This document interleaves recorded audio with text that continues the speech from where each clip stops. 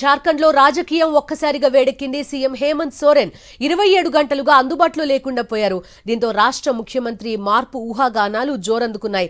జార్ఖండ్ ముక్తి మోర్చా నేతృత్వంలోని సంకీర్ణ కూటమి ఎమ్మెల్యేలంతా రాంచీ రావడంతో రాష్ట్ర రాజకీయాలు ఒక్కసారిగా హీటెక్కాయి. సోరెన్ సతీమణి కల్పనకు సీఎం పగ్గాలు అప్పగించే అవకాశం ఉన్నట్టుగా ప్రచారం జరుగుతోంది.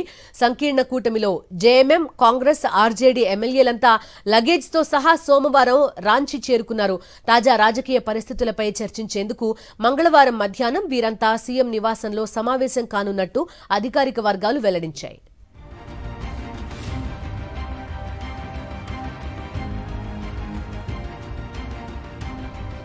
హేమంత్ సోరెన్ గత వారం రాంచీ నుంచి ఢిల్లీ వచ్చినట్టు ఈడీ అధికారులకు సమాచారం అందింది.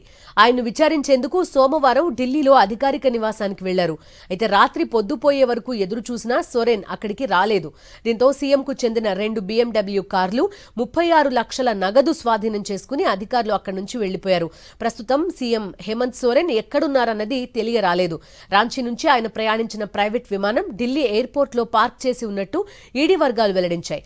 సోరెన్ వ్యక్తిగత పని మీద వెళ్లారని ఈ మధ్యాహ్నం రాంచీ చేరుకునే అవకాశం ఉందంటున్నారు జేఎంఎం నేతలు.